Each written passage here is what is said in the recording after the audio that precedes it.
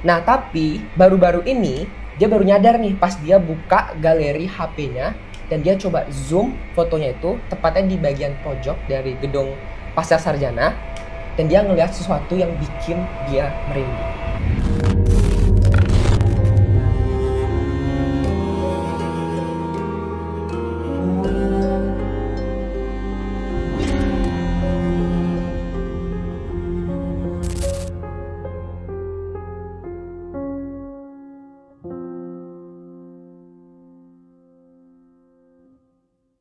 Selamat malam penonton semua, kembali lagi di podcast Pojok Horor Darpana Season 5 yang kali ini dibawakan oleh dua orang baru bersama aku Raja dan juga rekanku Panji.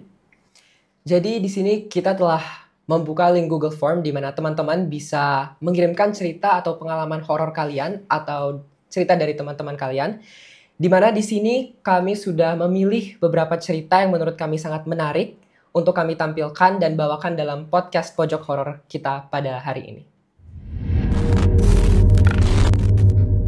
Oke, tanpa berlama-lama lagi langsung saja kita akan mulai ke cerita pertama yang akan dibawakan oleh Panji yang berjudul Fitting KSP. Waduh, kita dengar kata KSP itu keinget banget dong sama pengalaman kita pas baru masuk FK ini. Jadi cerita ini tuh berkaitan dengan KSP atau Kamkesyana Starter Pack, itu teman-teman pasti tahu. Jadi cerita ini dikirim oleh seseorang yang ngalamin suatu kejadian aneh waktu dia melakukan fitting baju KSP sebagai mahasiswa baru FK yang masuk melalui jalur SNBT. Nah, waktu itu tuh jadwal fittingnya itu dimulai sekitar jam 6 sampai jam 7 malam di lantai 4 gedung Barat FK. Berarti nggak terlalu malam ya dia? Iya, jadi masih kayak baru terbenam maghrib gitu lah, maghrib iya, lah. Ya. Nah, karena si tokohnya ini, dia kan masih maba kan, otomatis dia kayak masih belum kenal siapapun. Jadi dia datang ke FK fitting itu cuma ditemenin sama sepupunya doang.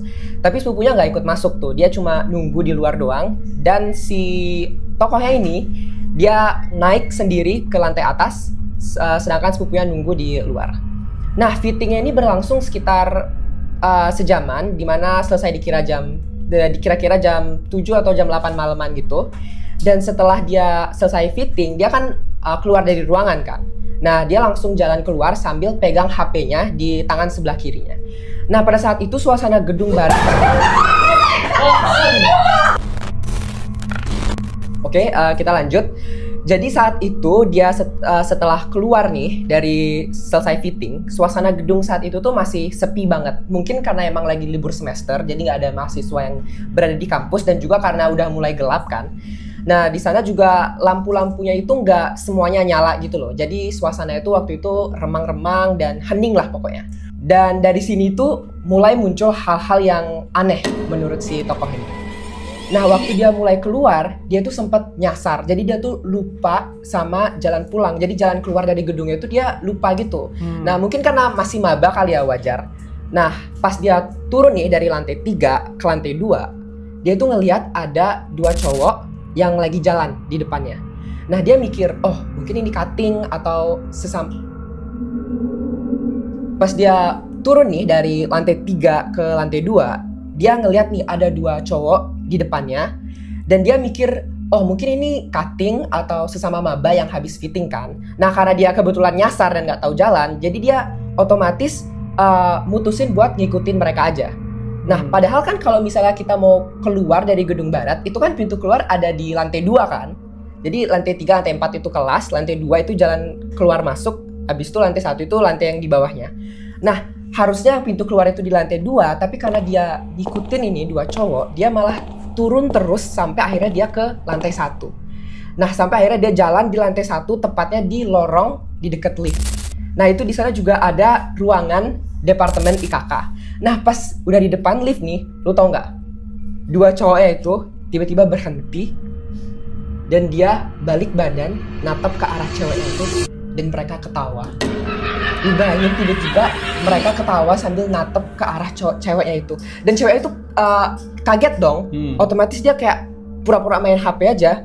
Jadi dia ambil HP langsung pura-pura sibuk lah pokoknya biar nggak awkward banget. Nah, pas dia udah mulai beraniin diri untuk naikin kepalanya lagi, dua cowok itu udah nggak ada. Lu bayangin tiba-tiba kalau mereka jalan pergi harusnya kelihatan dong. Ini nggak tiba-tiba kayak literally whoosh hilang gitu aja. Kayak dan karena udah terlanjur turun dan si tokoh ini juga udah bingung gitu kayak, duh gue mesti gimana, dia udah dia jalan aja kan, otomatis dia ikutin lantai 1 itu sampai dia akhirnya tembus ke kantin.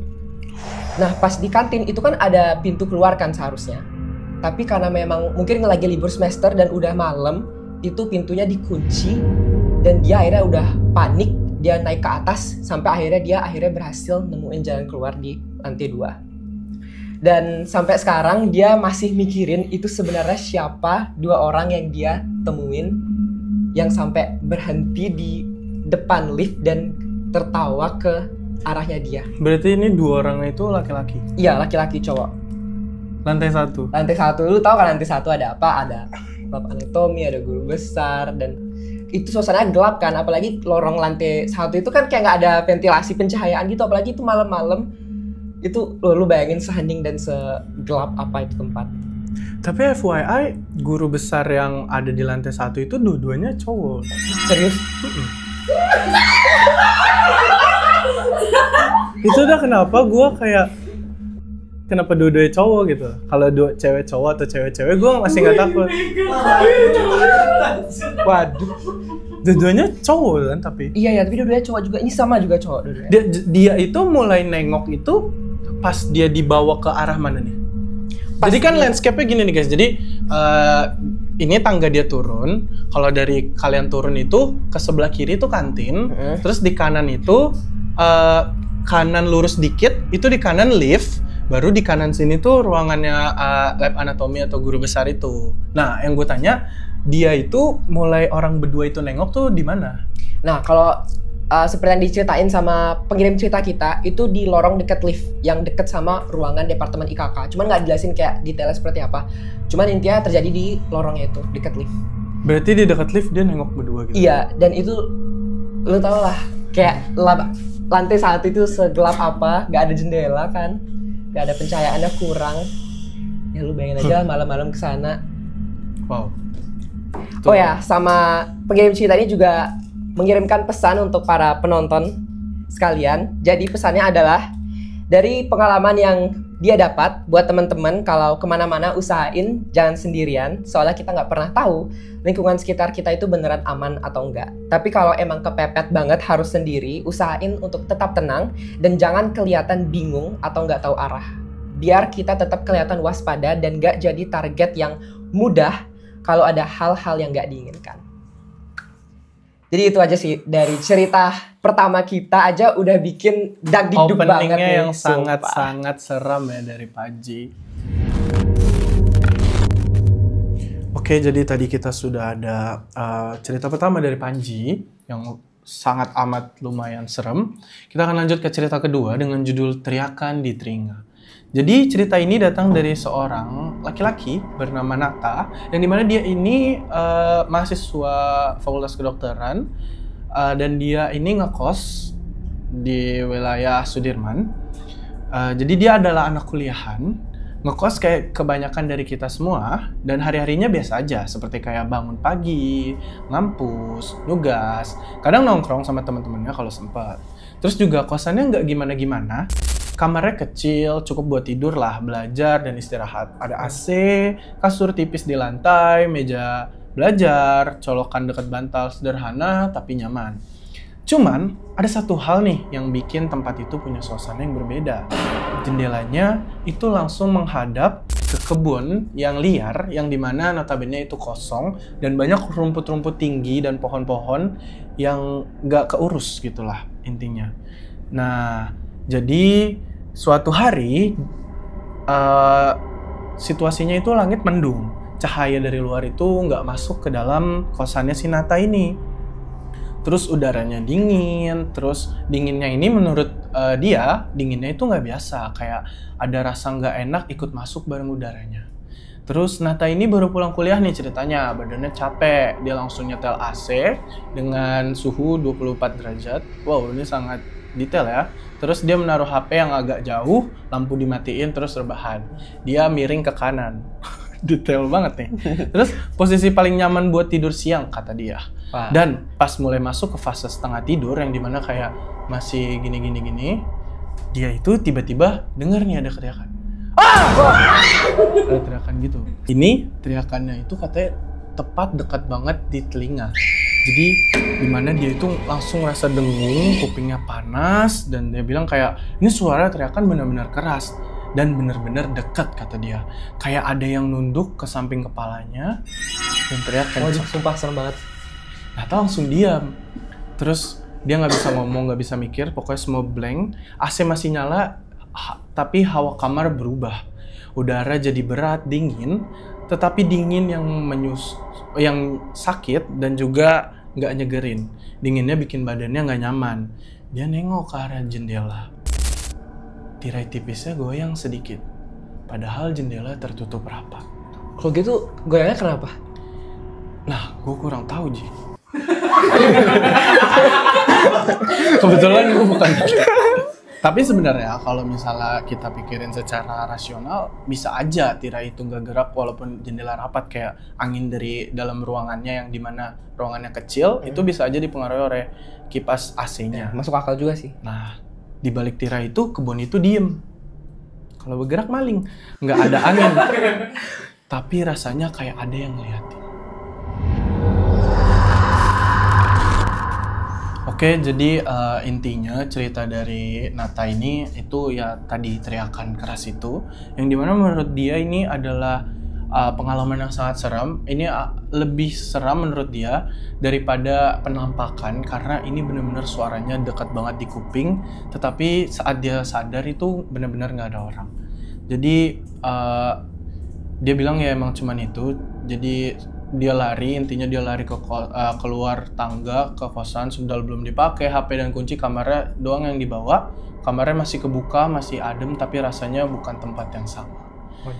Jadi sekian cerita kedua, kita akan lanjut ke cerita ketiga yang akan dilanjutkan oleh Panji lagi.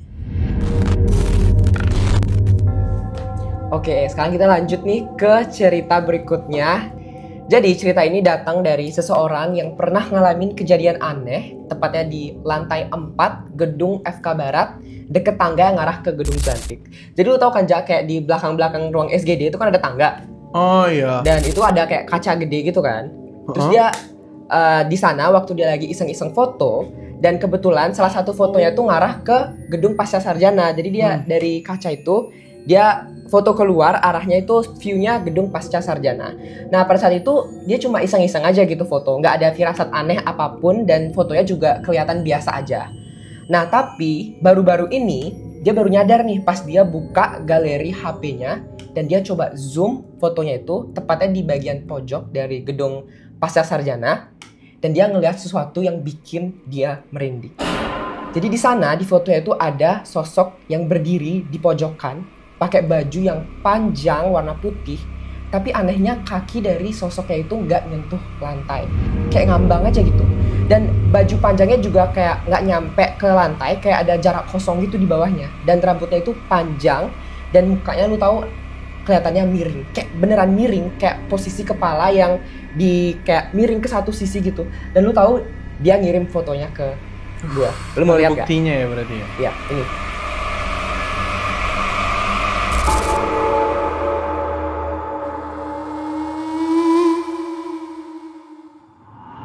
Tapi anehnya dia dipanggil dengan nama yang biasa dipanggil sama keluarganya di rumah.